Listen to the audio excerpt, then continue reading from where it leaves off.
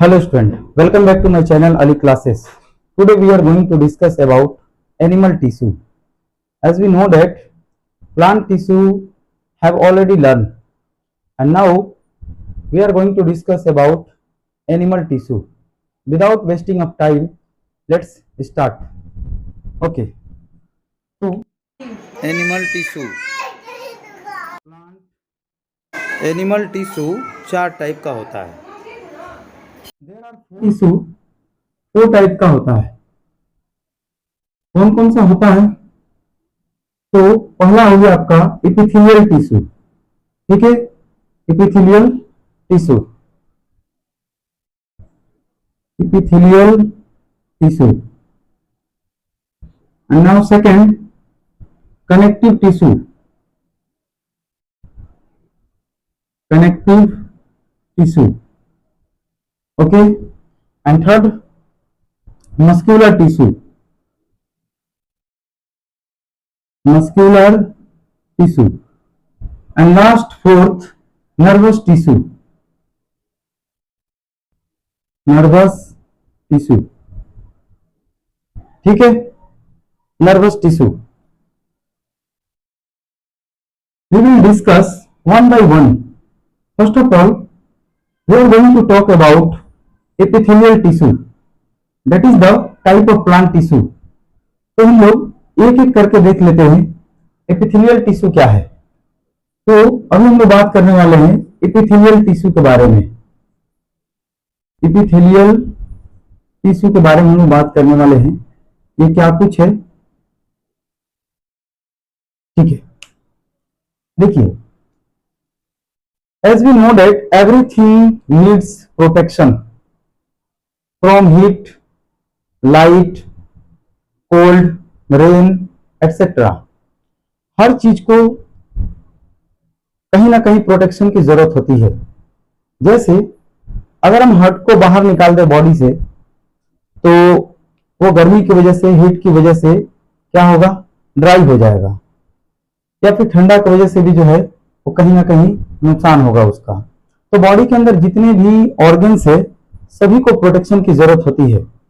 ठीक है, और उसका प्रोटेक्शन देने का काम जो है ये टिश्यू करता है, दैट इज एपिथेलियल टिश्यू. ठीक है. प्लांट में आप देखेंगे सेल वॉल होता है. सेल वॉल क्या करता है? उसको मैकेनिकल हार्म से बचाता है, कट लगने से बचाता है, हीट से भी बचाता है, कोल्ड से भी बचाता है. उसी तरह से एनिमल में भी जो है प्रोटेक्शन की जरूरत होती है और उसको प्रोटेक्ट करता है epithelial tissue.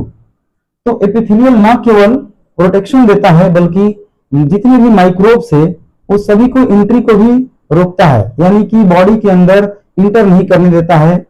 It act as a barrier. Barrier का मतलब होता है रुकावट. एक तरह का रुकावट के जैसा ये काम करता है. तो हम लोग इसको डिफाइन कर सकते हैं epithelial tissue. There are protective tissue. जैसा कि हम आपको पहले बता दिए हैं, ये ऑर्गन्स को प्रोटेक्ट करता है और माइक्रोब्स को बॉडी के अंदर जाने के लिए, ऑर्गन के अंदर इंटर करने से क्या करता है? रोकता है, बैरियर का काम करता है. तो एपिथेलियल टिश्यू को ही प्रोटेक्टिव टिश्यू के नाम से भी हम लोग जानते हैं. ठीक है. तो दीज आर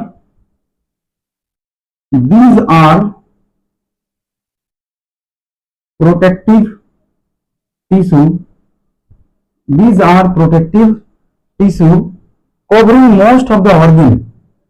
लगभग सभी ऑर्गन को कवर करके रखता है. Covering most of the organ like heart, liver.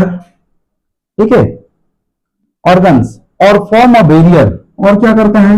और फॉर्म अ बैरियर. बैरियर का मतलब होता है रुकावट. और form a barrier to keep different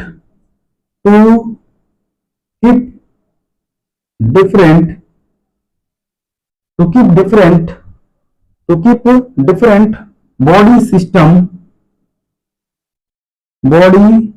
system separate. ठीक है.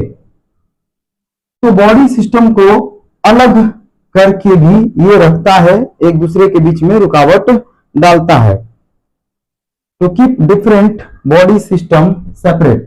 ठीक है, तो ये अलग अलग बॉडी सिस्टम को क्या करता है, अलग करके भी रखता है, आपस में उनको कंबाइन होने नहीं देता है, क्योंकि बीच में एक लेयर आ जाता है टिश्यू का, और इसी टिश्यू को हम लोग बोलते हैं एपिथेलियल टिश्यू। ठीक है, नहीं तो जितने भी ऑर्गन से सभी एक दूसरे के साथ में क्या होता है, कंबाइन रहता। तो उसको अलग करने का काम कौन करता है, एपिथेलियल टिश्यू करता है। तो डिफरेंट डिफरेंट बॉडी पार्ट्स को ये सेपरेट करके भी रखता है, और माइक्रोब्स को भी इंटर करने से रोकता है, और एक तरह से अगर कहा जाए ये प्रोटेक्शन का काम करता है। ठीक है, अब देखते हैं कि ये कहाँ कहाँ पाया जाता है। जैसे ये स्किन, एग्जाम्पल के लिए we can say that skin is made up of epithelial tissue. Skin किसका बना हुआ है, एपिथेलियल टिश्यू का। तो स्किन क्या करता है, बॉडी के अंदर का ऑर्गन को माइक्रोब्स से भी बचाता है, हीट से भी प्रोटेक्ट करता है, कोल्ड से भी प्रोटेक्ट करता है। ठीक है, अगर जरा सा भी कट लग जाए तो इसमें माइक्रोब्स इंटर कर सकता है। तो इसीलिए हम लोग जैसे ही कट लगता है उस पर कोई भी क्रीम वगैरह अप्लाई करते हैं या फिर बैंडेज कर लेते हैं। ठीक है, तो स्किन क्या करता है, माइक्रोब के इंटर से रोकता है, यानी कि माइक्रोब को इंटर करने से रोक लेता है। ठीक है, अगला हो जाएगा inner leaning of mouth. Inner leaning of mouth, inner leaning of mouth. ठीक है, मुंह के अंदर का जो लेयर है वो एपिथेलियल टिश्यू का बना हुआ है, या फिर इनर लिनिंग ऑफ स्टमक कह सकते हो। Inner leaning of stomach, inner leaning of stomach. ठीक है, स्टमक के अंदर का जो दीवार होता है वो भी एपिथेलियल टिश्यू का बना हुआ होता है। आपको पता होगा ये आपका फूड पाइप आ रहा है, और इसके बाद से जो है ये कुछ स्टमक हो गया। ठीक है, तो स्टमक के जो अंदर का वाल है, ये जो आप वाल देख रहे